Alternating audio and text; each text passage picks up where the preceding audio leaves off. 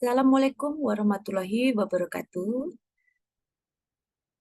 Ibu-ibu sekalian, bersyukur kita bisa bertemu pada kesempatan kali ini, yang pada kesempatan ini kita akan bersama-sama membahas tentang bagaimana agar program menyusui itu dapat berhasil di rumah sakit kita masing-masing dan tentunya nanti akan membawa dampak yang besar bagi pelayanan kesehatan maternal dan uh, neonatal serta bayi. Pertama-tama kami mengucapkan terima kasih atas kehadiran Bapak Ibu sekalian pada kesempatan 4 kali pertemuan ini yang tentu saja kami harapkan dapat memberikan manfaat dan nanti ditularkan kepada teman-teman di rumah sakit. Bapak Ibu, Ibu-ibu sekalian, pelatihan ini akan berlangsung selama 4 kali dan kebanyakan memang berasal dari bidan, namun ada beberapa juga yang dokter. Dan sebenarnya program ini adalah program yang kami harapkan dapat membantu tercapainya rumah sakit sayang ibu dan bayi.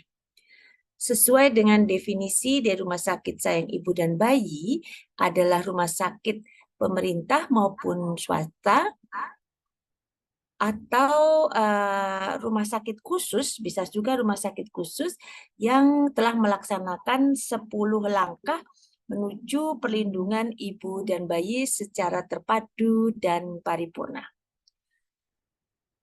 Rumah sakit sayang ibu dan bayi itu memiliki tujuan untuk meningkatkan mutu dari pelayanan kesehatan ibu dan bayi secara terpadu dan paripurna. Nah, kalau yang disebut dengan mutu pelayanan kesehatan, tentu kita harus kembali kepada dimensi mutu pelayanan kesehatan, yaitu dimensi efektivitas, efisiensi, adil, aman, tepat waktu, serta pelayanan yang berfokus pada pasien dengan supporting sistemnya.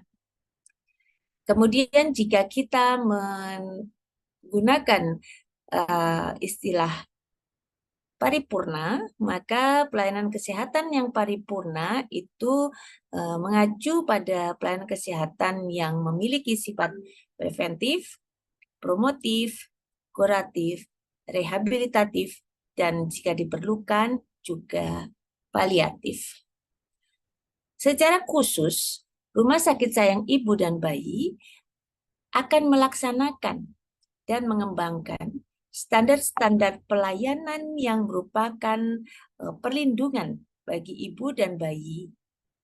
Jadi, tidak hanya yang bersifat kuratif, tetapi karena ada standar pelayanan perlindungan, maka kita harus juga memahami manajemen risiko yang dapat terjadi pada setiap pelayanan yang tidak terselenggara secara terpadu dan paripurna.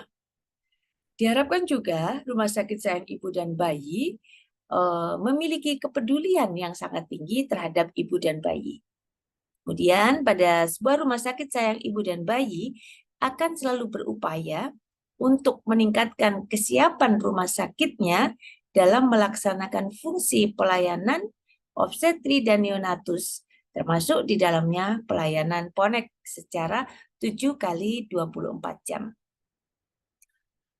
Dalam sebuah rumah sakit sayang ibu dan bayi, fungsi sebuah rumah sakit sebagai pusat rujukan pelayanan kesehatan ibu dan bayi bagi sarana pelayanan kesehatan lainnya harus tampak, terutama sebagai rumah sakit rujukan pada FKTP yang merupakan FKTP PONET. Rumah sakit sayang ibu dan bayi diharapkan menjadi model yang merupakan teladan bagi fasilitas pelayanan kesehatan di sekitarnya dan juga sebagai pembina teknis dalam pelaksanaan inisiasi menyusui dini dan pemberian ASI eksklusif.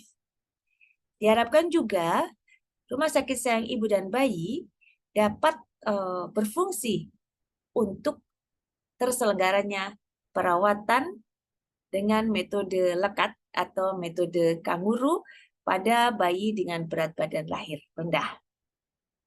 Sehingga memang diperlukan sistem untuk melaksanakan rumah sakit sayang ibu dan bayi dengan monitoring dan evaluasi dari pelaksanaan berbagai program yang menunjukkan 6 fungsi dari rumah sakit sayang ibu dan bayi tadi. Ibu-ibu sekalian, ada 10 langkah perlindungan ibu dan bayi secara terpadu dan paripurna menuju rumah sakit sayang ibu dan bayi yang seyogyanya standarkan, dibakukan dalam regulasi rumah sakit. Yaitu pertama, adanya kebijakan tertulis tentang bagaimana manajemen mendukung pelayanan kesehatan ibu dan bayi termasuk pemberian ASI eksklusif dan perawatan metode kanguru untuk bayi berat rendah. Kemudian kedua, yaitu menyelenggarakan pelayanan antenatal termasuk konseling kesehatan maternal dan neonatal. Kata-kata konseling menunjukkan adanya perhatian khusus pada kasus-kasus yang individual. Terlaksananya screening, manakala screening tersebut menunjukkan kebutuhan untuk konseling, maka harus dapat dilaksanakan. Ketiga, pada langkah perlindungan ibu dan bayi, harus ada terselenggara persalinan yang bersih dan aman, serta penanganan pada bayi baru lahir dengan inisiasi menyusu dini dan kontak kulit ibu dan bayi. Kemudian keempat, terselenggaranya pelayanan obstetrik dan neonatal emergency komprehensif (PONEK). Kemudian kelima, menyelenggarakan pelayanan adekuat untuk nifas, rawat gabung termasuk membantu ibu menyusui yang benar, dan pelayanan neonatus yang sakit. Keenam, rumah sakit sayang ibu yang menyelenggarakan perlindungan ibu dan bayi secara terpadu dan paripurna akan menyelenggarakan pelayanan rujukan 2 arah. Rujukan 2 arah berarti dia juga berfungsi sebagai pembina teknis dan membina jejaring rujukan pelayanan ibu dan bayi dengan sarana kesehatan lain. Ketujuh, akan menyelenggarakan pelayanan imunisasi bayi dan tumbuh kembang. Kedelapan, rumah sakit sayang ibu dan bayi akan memberikan perlindungan ibu dan bayi secara terpadu dan paripurna dalam hal pelayanan keluarga berencana, termasuk pencegahan dan penanganan kehamilan yang tidak diinginkan, serta kesehatan reproduksi lainnya. Tentu saja untuk penanganan kehamilan yang tidak diinginkan, tidak serta-merta untuk dilakukan aborsi, tetapi juga bagaimana membuat pasangan tersebut dapat menerima janin yang dikandungnya. Kesembilan, menyelenggarakan audit maternal dan perinatal rumah sakit secara periodik dan tindak lanjutnya. Menyelenggarakan audit maternal dan perinatal secara periodik. Nah, jika ada kata-kata secara periodik, bukan manakala ada kasus, maka kita dapat memahami bahwa audit maternal perinatal dilakukan dalam konteks sebuah pelayanan kesehatan yang mengutamakan mutu secara berkelanjutan, berkesinambungan. Sehingga tentu saja harus ada audit maternal dan perinatal terkait dengan kasus-kasus near miss ataupun jika ada insiden keselamatan pasien.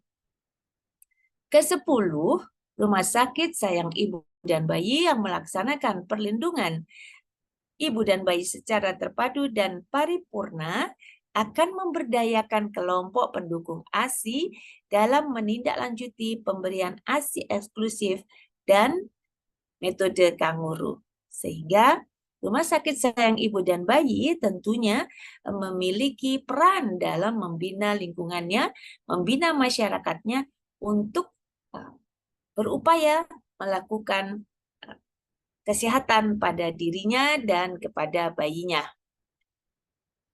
Rumah sakit sayang ibu dan bayi tidak hanya untuk rumah sakit pemerintah, namun juga untuk rumah sakit swasta, juga untuk rumah sakit khusus yang hanya menangani ibu dan anak. Misalnya rumah sakit bersalin dan rumah sakit bersalin dan rumah sakit ibu dan anak.